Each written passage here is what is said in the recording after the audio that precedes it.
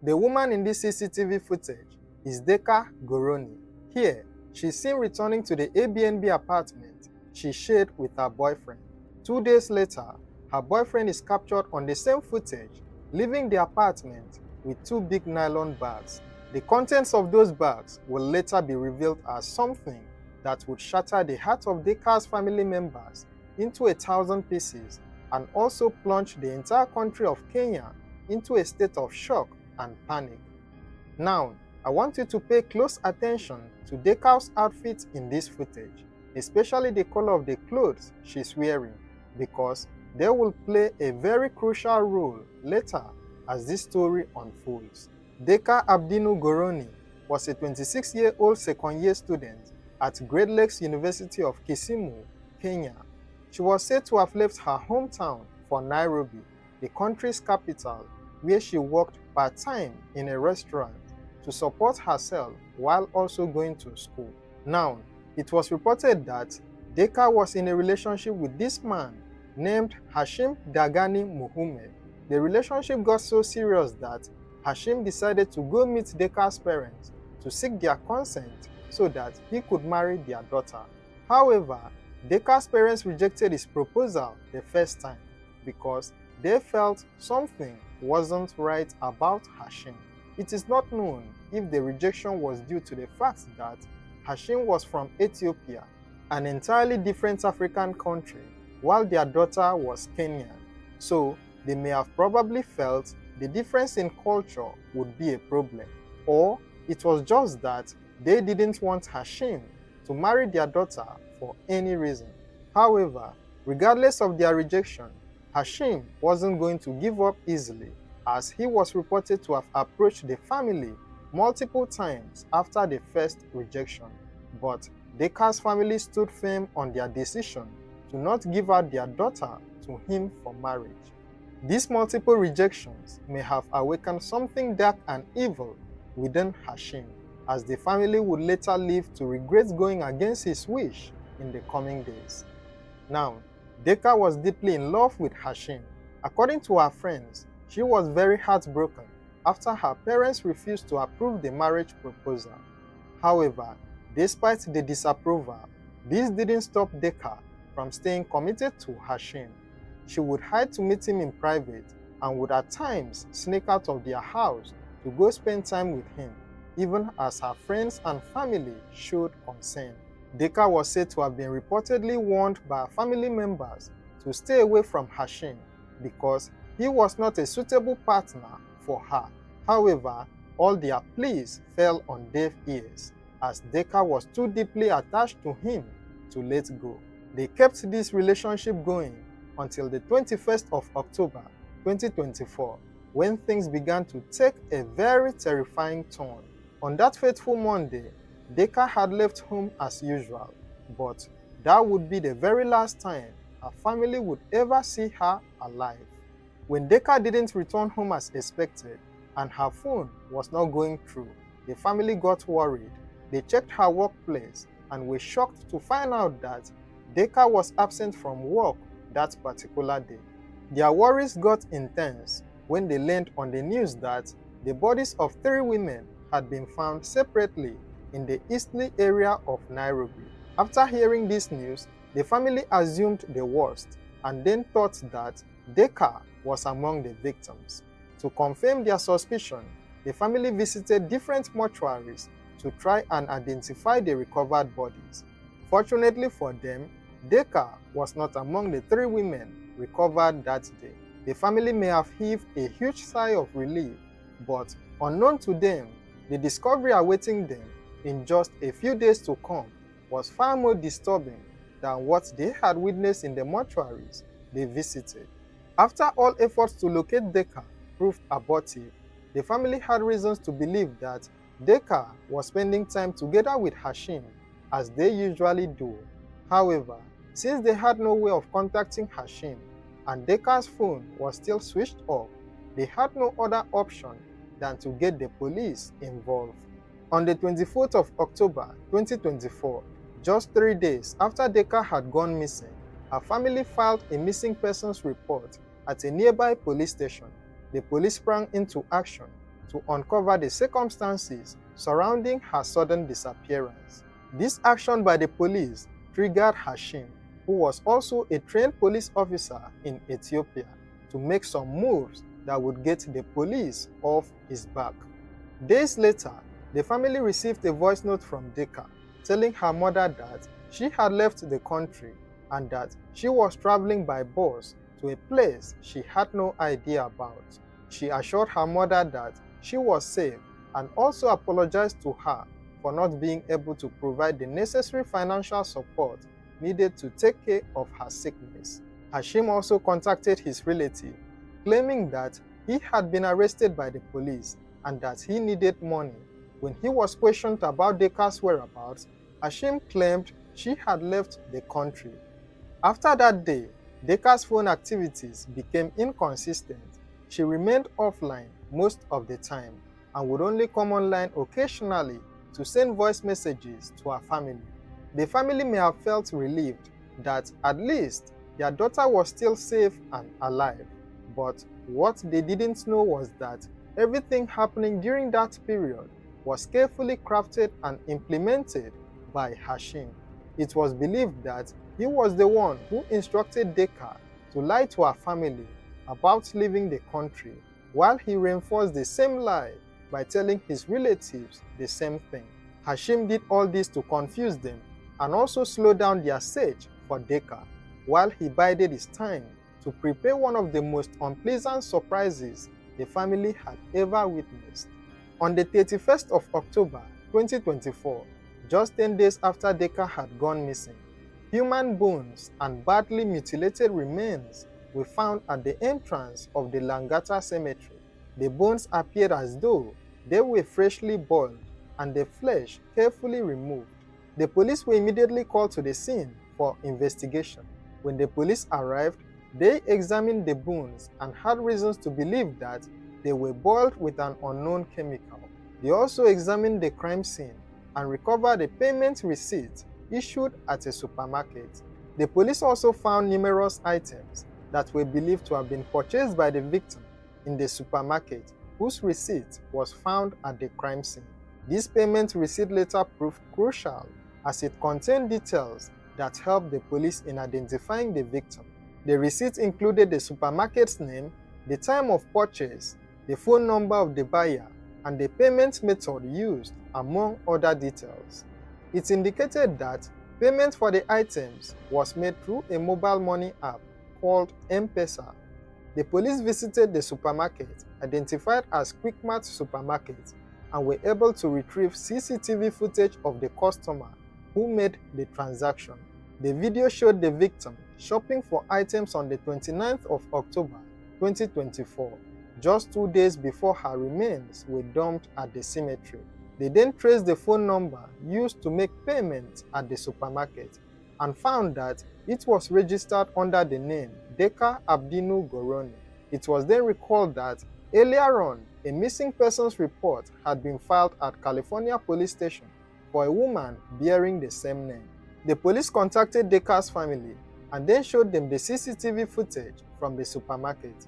The family was able to positively identify the woman in the footage as their missing relative, Deka Gorone.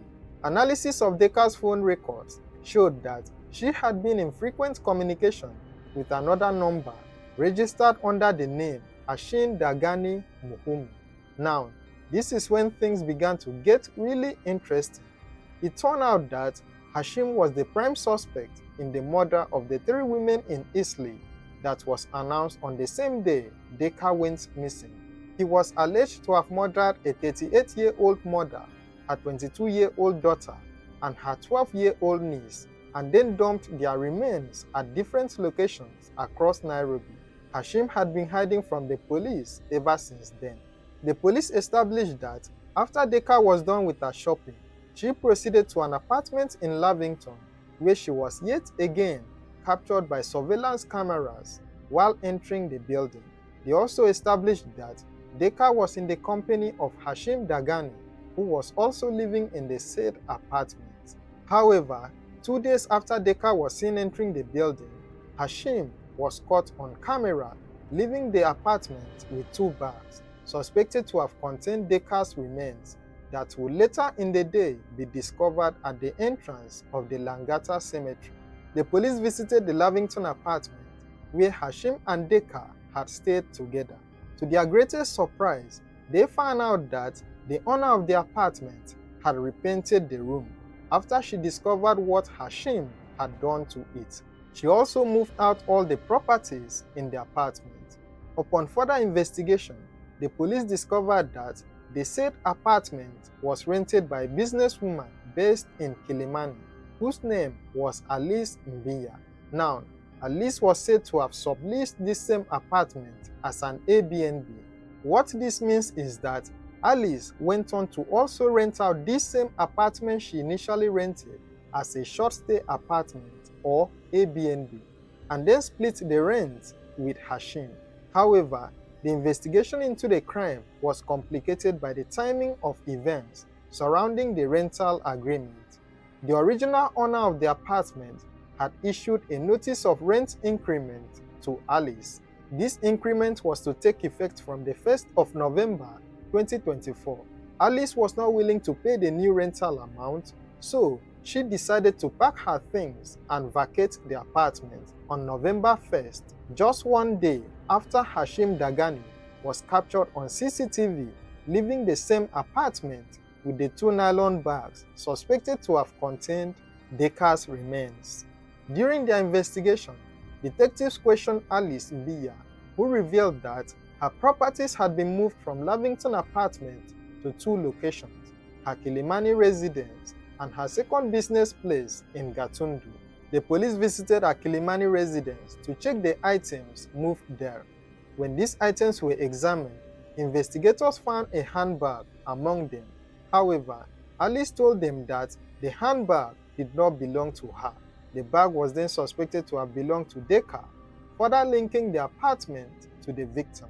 They then extended their search to a business place in Gatundu, where detectives recovered a blood-stained cutlass and other items that were consistent with those found at the Langata cemetery. These discoveries, combined with forensic evidence from the Lavington apartment, suggested that Hashim had attempted to clean the crime scene, but had done so in a hurried manner, leaving behind some evidence that could easily be processed. The police also established that Hashim had used Deka's phone and SIM card to contact her family multiple times after her disappearance. By analyzing Hashim's communication, the investigators were able to trace his movements back to Langata cemetery, where he was believed to have dumped the remains. On revisiting the cemetery, the police combed the area and then discovered a bag containing a mobile phone and clothes. After taking out the clothes, the detectives realized that they matched the ones worn by Deka in the CCTV footage at both the supermarket and the Lavington apartment. This further strengthened their suspicion of the discovered remains being that of Deka Gorone, while they await the results of a DNA test that would give a conclusive confirmation. The police made another critical breakthrough when they traced and recovered a car believed to have been used in the crime. The car was linked to a second suspect named Jared Mongare, who was later arrested from his hideout in a different location. The police established that Jared was the one who handled all payment transactions relating to Hashim's stay at the Lavington apartment. It was also alleged that he was the one who drove Hashim to the cemetery to dump the remains. The investigators then set out to arrest Hashim Dagane. However, they found out that Hashim had shaved his beard and also made efforts to modify his looks in order to avoid detection. He had been in hiding for weeks after news of the 3 murdered women in Eastleigh broke out. The police had extended their search to Somalia and Ethiopia, but all to no avail. Unknown to them, Hashim had been hiding in plain sight the whole time. He had been hiding in the same Eastleigh area where he had murdered the 3 women. He would sneak out to take a walk before secretly returning to his hideout. However, he ran out of luck when he was sighted by an informer who then passed the information to the police about his presence in the area. The police then intensified their search for him. On Saturday, November 2nd, 2024, CCTV footage captured Hashim walking out of a building in Eastleigh where he was a regular while staking for taxi customers. An extensive manhunt was launched, with investigators monitoring his movements through forensic trails. Despite his attempts to escape capture, including using multiple phone numbers to mislead the authorities, he was cornered on Sunday in the same Eastleigh area. After realizing that he had been surrounded by police, he surrendered from his hideout and was then taken into custody. At the police station, the police discovered that Hashim had several fake documents, including a Kenyan ID. They also established that he previously served as a regional police officer in Ethiopia, where he was imprisoned for killing his wife. He later relocated to Kenya, where he worked as a taxi driver in various schools in Eastleigh. Before he was connected to the tragic death of Deka Gorone, Hashim was already wanted for interrogation over the death of 3 Somalian women in Eastleigh, whom the police believed he knew personally. Hashim was established to be the driver of the Nissan car caught on camera carrying 38-year-old Waris Dahabo just outside her apartment in Eastleigh. Waris was said to have left home to go see a doctor over a skin problem she had. However, some hours later, Waris' 22-year-old daughter, Amina Abdirashid, was said to have received a call from Hashim, telling her that her mother was in a critical condition and that her presence was needed. After receiving the call, Amina was seen in an elevator with her 12-year-old niece, Nusayba Abdi Mohammed, heading down the building. They could be heard talking about Hashim while inside the elevator,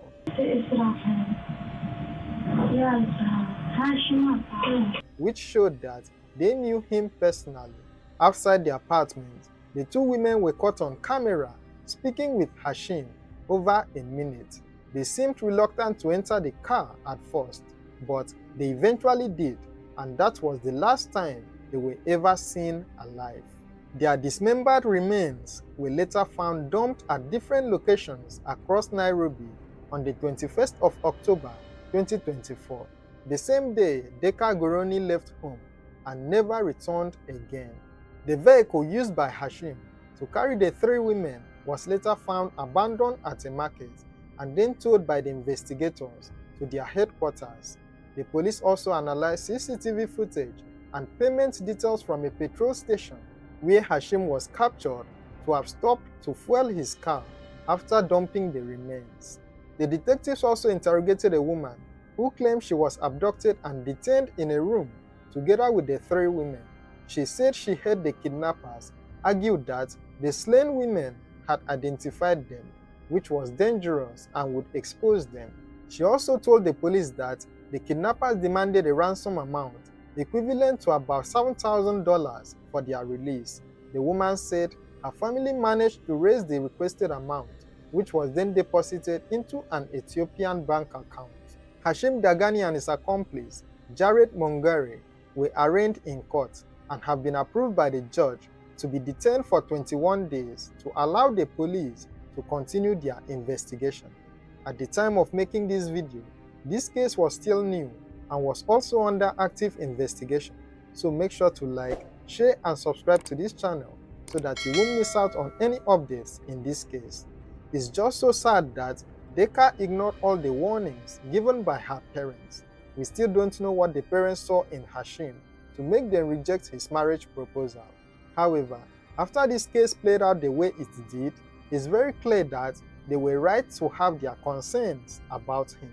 Deka ignored her parents' advice and ended up being the victim of a serial killer.